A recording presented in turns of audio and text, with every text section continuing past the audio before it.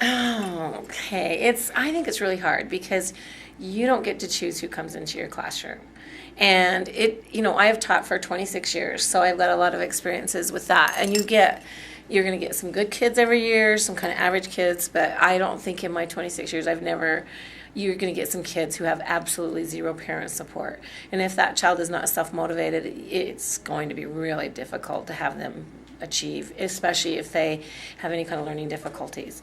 And so merit pay, if they're looking at your scores, then people are not going to want to have those kids. And you can make progress with those kids and you can have a good experience with them, but they're not going to in general, they're not going to get those scores that they would What's the probably base your merit pay criteria on. for the merit pay? I've always felt if you're looking at a student success, it should be more individualized instead of, oh, here they're at this rate. Because some kids, you can pull them up, 20, 30% in a year. And to me, that is a huge success of learning. But it may not reflect that if you're just looking at raw numbers on a test score. So I would want to know what's the criteria. How is that really going to look? And is it truly fair across the board? For me, the money is not necessarily an incentive. I just want to make sure that students are understanding what they need to know so they'll be successful in the next grade level. And in life, are they learning that love of learning? And if it's boiling down to whether or not a person's getting money, is that the real reason we went into this in the first place? I don't know. I think that merit pay would be fine as long as it's well balanced and it receives input from teachers, like how to plan it out and implement it. If the teachers aren't involved in bringing about the change with merit pay, then I would not be too happy about that. My opinion is I'm not quite sure how they are going to work that out so that it's equitable. They're going to have to have some kind of evaluation that's fair and equitable among all the teachers. And how are they going to measure growth among the students is the most important thing. And another thing I don't like about merit pay is it pits teachers against each other. Yeah, that's what somebody else was saying. Why am I going to want to share my idea with you when I want to make myself shine? I don't want you to take away my extra pay because I'm sharing my ideas with you.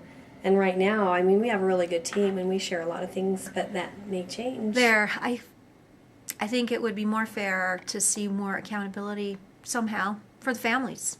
I feel like a lot of it's coming back to us as teachers, but I don't go home with them, and if the education is not valued in their homes, there is not a lot that I can do about that. I can motivate them at school and have incentives and have great exciting lessons and watch them learn and hope that they make it intrinsic at some point, but it's a very different model than a business where you're just making a car that's not a thinking, feeling car. I think how many hours a teacher puts in per week. I think how much professional development a teacher takes, like classes and whatnot.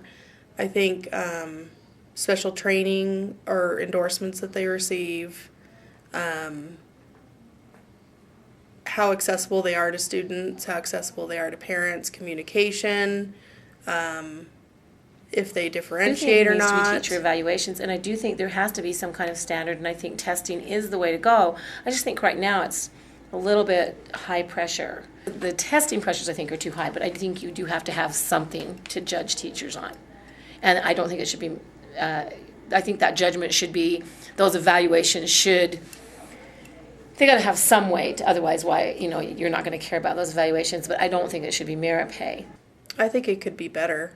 I think not as much emphasis is put on the positive things that you're doing. I think that they're very quick to point out what you're not doing, but they're not as quick to point out the great things that you're doing. It is hard to evaluate a teacher and the components.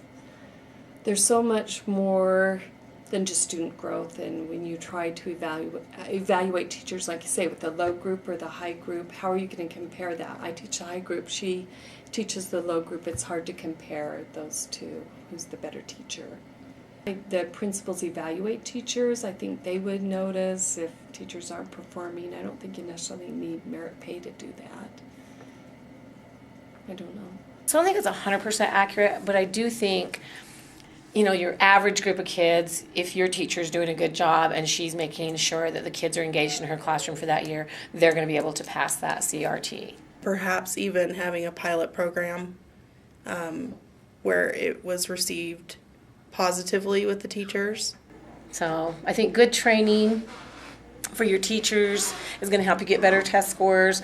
I think being able to observe good teachers, and I think that's one place where we lack, and granted anyway, you don't get to really get out and see what they consider really good teachers.